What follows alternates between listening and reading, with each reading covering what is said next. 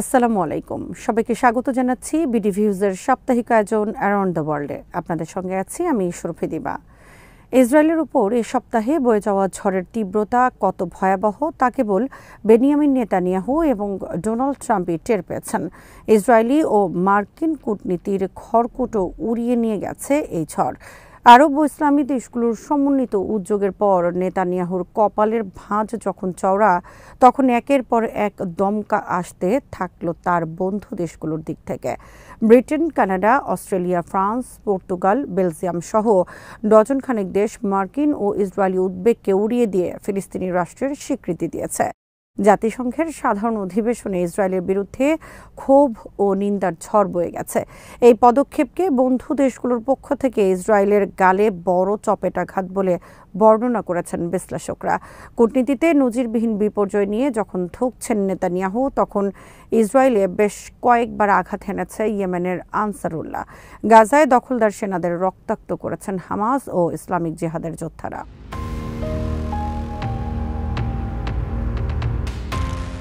সপ্তাহের শুরুটা হয় দখলদার ইসরায়েলি বাহিনীর বিরুদ্ধে হামাসের দুটি শীর্ষ স্তরের অভিযান দিয়ে। এতে অন্তত 6 ইসরায়েলি সেনা নিহত হয়। এর মধ্যে গাজা উপত্যকার রাফা শহরে রাস্তার পাশে পেতে রাখা বোমার আঘাতে 4 জন এবং পশ্চিম তীরের একটি চেকপয়েন্টে গুলিতে আরও 2 সেনা নিহত হয়। ইসরায়েল গাজা সিটিতে স্থল অভিযান শুরু করার পর এই প্রথম সেনাদের প্রাণহানির কথা স্বীকার করল তেল আবিব। এরপর সপ্তাহ জুড়ে নিয়মিত হামলার পাশাপাশি দীর্ঘ বিরতির পর বেশ কয়েক দফা রকেট হামলা হয়েছে ইসরায়েলে। ইসরায়েলি সেনাবাহিনী জানিয়েছে গাজা উপত্যকা থেকে ইসরায়েলের আশদোদ শহরে 2 দফা রকেট হামলা হয়। তাদের মতে একটি রকেটকে বাধা দিয়ে ভূপাতিত করা সম্ভব হলেও অন্যটি আঘাত এনেছে। রকেট হামলার সময় আশদোদ এবং আশকেলানে সাইরেন বাজানো হয়।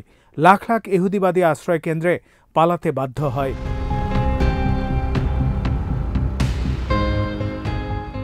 সপ্তাহের শুরুতে ইয়েমেনের আনসারুল্লাহ মুভমেন্ট সমর্থিত সশস্ত্র বাহিনী ইসরায়েলের কয়েকটি গুরুত্বপূর্ণ স্থান, বিশেষ করে তেল আবিব, এইলাত ও বেরশেবায় 3টি সামরিক অভিযান পরিচালনা করে।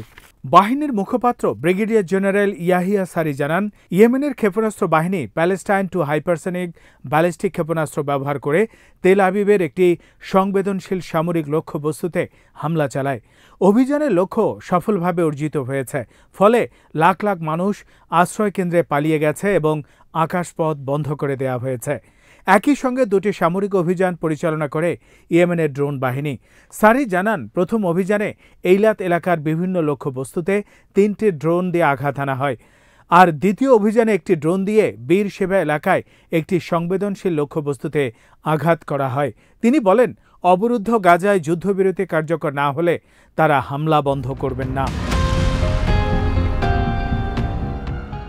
একটি ইহুদিবাদী সংবাদপত্র গাজা ইসরায়েলি সেনাবাহিনীর অদক্ষতার কথা স্বীকার করে লিখেছে, ইসরায়েলি সেনাবাহিনী দক্ষিণ গাজার রাফা শহর মাটিতে মিশিয়ে দিয়ে 2 বার নিয়ন্ত্রণ নিয়েছে, কিন্তু হামাস এখনও সেখানে নিয়মিত লড়াই করছে। সংবাদপত্র মারিভের সামরিক সংবাদদাতা আভি আশকেনাজি তার প্রতিবেদনে লিখেছেন, রাফা 2 বার ইসরায়েলি সেনাবাহিনীর নিয়ন্ত্রণে আসে এবং ভবনগুলো মাটিতে মিশিয়ে দেওয়া হয়, কিন্তু হামাসের যোদ্ধারা এখনও ইসরায়েলি সেনাবাহিনীর বিরুদ্ধে লড়াই করছেন। এই ইহুদিবাদী সাংবাদিক আরও বলেন, গাজার অন্যান্য অংশের মতো রাফাও প্রমাণ করেছে শেষ মানুষ, শেষ অস্ত্র এবং শেষ বোমা পর্যন্ত হামাসকে পরাজিত বলা যাবে না। তার ভাষ্য, হামাস কেবল তার যুদ্ধের ধরন পরিবর্তন করে এই যুদ্ধকে একটি সংস্কারকৃত সেনাবাহিনীর বিরুদ্ধে গেরিলা যুদ্ধে পরিণত করেছে এবং তাদের দুর্বলতাগুলোকে আঘাত করার চেষ্টা করেছে। তিনি বলেন, ইসরায়েলি রাজনীতিবিদরা হামাসের আত্মসমর্পণ সম্পর্কে যে বক্তব্য দিচ্ছেন তা কথার কথা ছাড়া আর কিছুই নয়।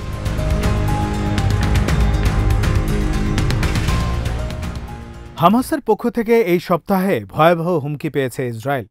হামাসের সামরিক শাখা আল কাসাম ব্রিগেডস তাদের টেলিগ্রাম চ্যানেলে গাজায় বন্দী 46 জন জীবিত ও মৃত ইসরায়েলের ছবি প্রকাশ করেছে। ছবিগুলোর ক্যাপশনে লেখা ছিল, নেতানিয়াহুর একগুঁয়েমি এবং সেনাপ্রধান জামিরের নথি স্বীকারের ফলশ্রুতিতে গাজা অভিযান শুরুর পর এটি একটি বিদায়ী ছবি। পোস্টটি শুরু হয় রন আরাদের একটি ছবি দিয়ে, যার সিরিয়াল নম্বর লেখা হয় 1। আরাদ ছিলেন ইসরায়েলি বাহিনীর এক কর্মকর্তা। 1986 সালের 16 অক্টোবর তার বিমান দক্ষিণ লেবাননে গুলিবিদ্ধ হওয়ার পর তিনি নিখোঁজ হন। কয়েক দশকের চেষ্টার পরও ইসরায়েল জানতে পারেনি তার ভাগ্যে কি ঘটেছে।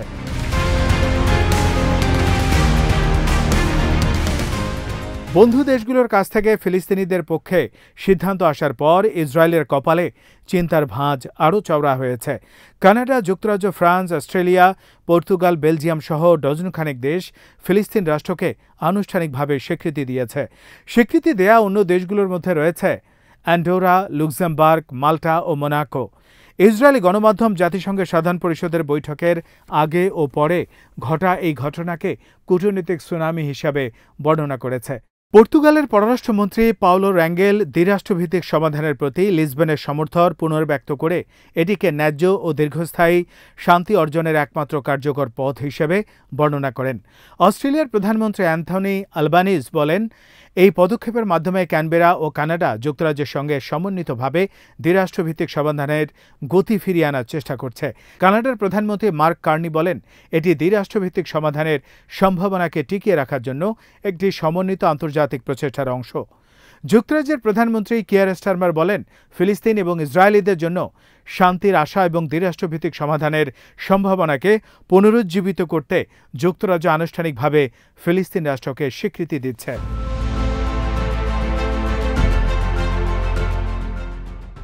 ফরাসি প্রেসিডেন্ট ইমানুয়েল ম্যাক্রো বলেন, শান্তির সময় এসে গেছে, কারণ আমরা এমন এক মুহূর্তে দাঁড়িয়ে আছি যখন এটি আর হাতছাড়া করার সুযোগ নেই। তিনি বলেন, এই পদক্ষেপের মাধ্যমে তিনি ইসরায়েলি এবং ফিলিস্তিনি জনগণের মধ্যে শান্তি প্রতিষ্ঠার পথ ত্বরান্বিত করেছেন। ম্যাক্রো বলেন, যুদ্ধ, গাজায় বোমা হামলা, গণহত্যা ও বাস্তুচ্যুতি বন্ধ করার সময় এসেছে।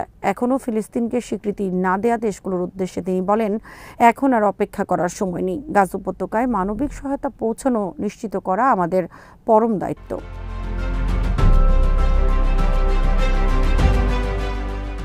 ডজনখানেক দেশের এই সিদ্ধান্তকে স্বাগত জানিয়েছে ফিলিস্তিন প্রতিরোধ আন্দোলন হামাস ও ফাতা। তারা এই পদক্ষেপকে নিজেদের ভূমি ও পবিত্র স্থানগুলোর উপর ফিলিস্তিনি জনগণের অধিকার এবং পূর্ব জেরুজালেমকে রাজধানী করে একটি স্বাধীন রাষ্ট্র প্রতিষ্ঠার অধিকারের স্বীকৃতি হিসেবে অভিহিত করেন। এক বিবৃতিতে হামাস বলেছে, এই পদক্ষেপের পাশাপাশি গাজায় ফিলিস্তিনিদের বিরুদ্ধে পরিচালিত গণহত্যামূলক যুদ্ধ বন্ধ করতে এবং পশ্চিম তীর ও অধিকৃত জেরুজালেমে আগ্রাসন ও ইহুদীকরণ প্রকল্পের মোকাবেলা করতে বাস্তব পদক্ষেপ গ্রহণ করা উচিত। হামাস ইসরায়েলকে একঘরে করা, এর নেতাদের উপর নিষেধাজ্ঞা আরোপ এবং মানবতাবিরোধী অপরাধের জন্য তাদের জবাবদিহির আওতায় আনতে আন্তর্জাতিক সম্প্রদায় এবং জাতিসংঘের প্রতি আহ্বান জানায়।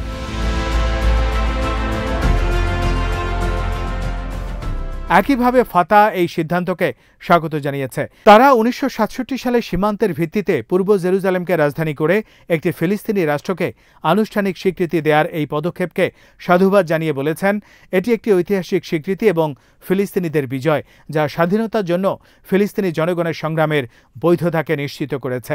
অন্য রাষ্ট্রগুলোকেও এই পদক্ষেপ অনুসরণ করে ফিলিস্তিনি জনগণের রাষ্ট্র গঠনের বৈধ আকাঙ্ক্ষার প্রতি সমর্থন জানানোর আহ্বান জানিয়েছে সংগঠনটি।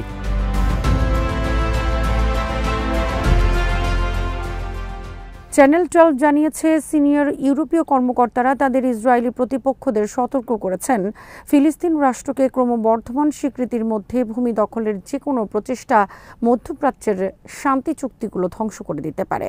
সৌদি আরবের এই সতর্কবার্তা এমন এক সময় এসেছে যখন বেশ কয়েকটি পশ্চিমা দেশের ফিলিস্তিন রাষ্ট্রকে আনুষ্ঠানিক স্বীকৃতি দেওয়ার প্রেক্ষাপটে যে কোনো ভূখণ্ড দখলের পদক্ষেপ ইসরায়েলকে কূটনৈতিকভাবে কোণঠাসা করেছে।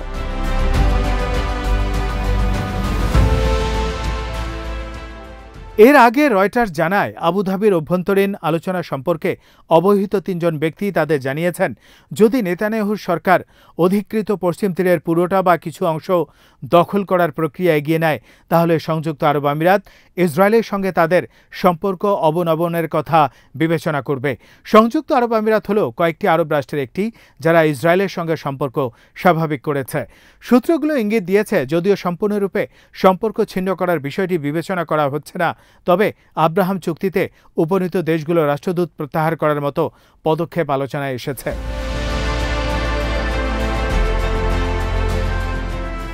এর আগে ফিলিস্তিনের বিরুদ্ধে ইসরায়েলের হামলা ঠেকাতে সম্ভাব্য সব আইনি ও কার্যকর ব্যবস্থা নেওয়ার সিদ্ধান্ত নেন আরব ও মুসলিম দেশের নেতারা। দোহায় হামাস নেতাদের বিরুদ্ধে ইসরায়েলি হামলার পর কাতারের রাজধানীতে এই সিদ্ধান্ত নেয় ৫৭টি আরব ও ইসলামী দেশ। এছাড়া ৬ দেশের গালফ কোঅপারেশন কাউন্সিলও তাদের শীর্ষ বৈঠকের পাশাপাশি এক বৈঠক করে সিদ্ধান্ত নিয়েছে তারা মধ্যপ্রাচ্যের জন্য যৌথ প্রতিরক্ষা ব্যবস্থা চালু করবে। তারা যুক্তরাষ্ট্রকে অনুরোধ করেছেন তারা যেন ইসরায়েলকে সংযত করেন। গালফ কোঅপারেশন কাউন্সিলের সেক্রেটারি জেনারেল জসেম মোহাম্মদ আল বুদাই বলেছেন, ইসরায়েলকে সংযত করার ক্ষমতা ও প্রভাব যুক্তরাষ্ট্রের রয়েছে, তারা যেন সেটা প্রয়োগ করে।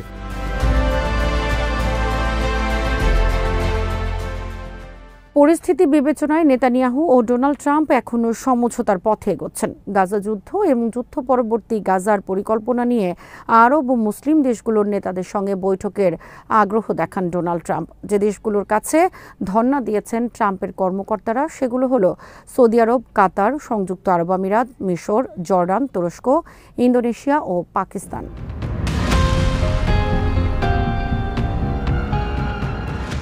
সংবাদ মাধ্যম এক্সিওস এবং চ্যানেল 12কে আরব ও ইসরায়েলি কয়েকটি সূত্র জানিয়েছে, ভবিষ্যতে গাজা থেকে কিভাবে ইসরায়েলি সেনাদের প্রত্যাহার করা হবে, গাজার আইনশৃঙ্খলা রক্ষায় মুসলিম নেতাদের সেনা পাঠানো নিয়ে তার চাওয়া এবং কিভাবে গাজা পুনর্গঠন হবে, এর অর্থ কিভাবে আসবে সেগুলো নিয়ে ট্রাম্প সিদ্ধান্তে আসতে আগ্রহী।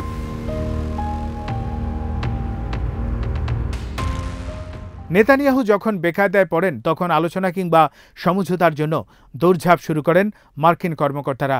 এবারও এর ব্যত্যয় ঘটেনি। আরব ও মুসলিম নেতারা ইসরায়েলের পশ্চিমা মিত্ররা যেভাবে ফিলিস্তিনের পক্ষে পদক্ষেপ নিয়েছেন তাতে নেতানিয়াহু ও ট্রাম্পের গাজা দখল এবং বৃহত্তর ইসরায়েল গঠনের পরিকল্পনা আলোর মুখ দেখবে না, এটা প্রায় নিশ্চিত। দৃশ্যপট বলছে গাজা যুদ্ধকে আরও এগিয়ে নেয়ার কিঞ্চিত সুযোগও নেই নেতানিয়াহুর। এখন তার পালিয়ে যাওয়ার পালা। ধীরে ধীরে কেটে যাচ্ছে অন্ধকার, রাত পোহালেই স্বাধীন ফিলিস্তিন।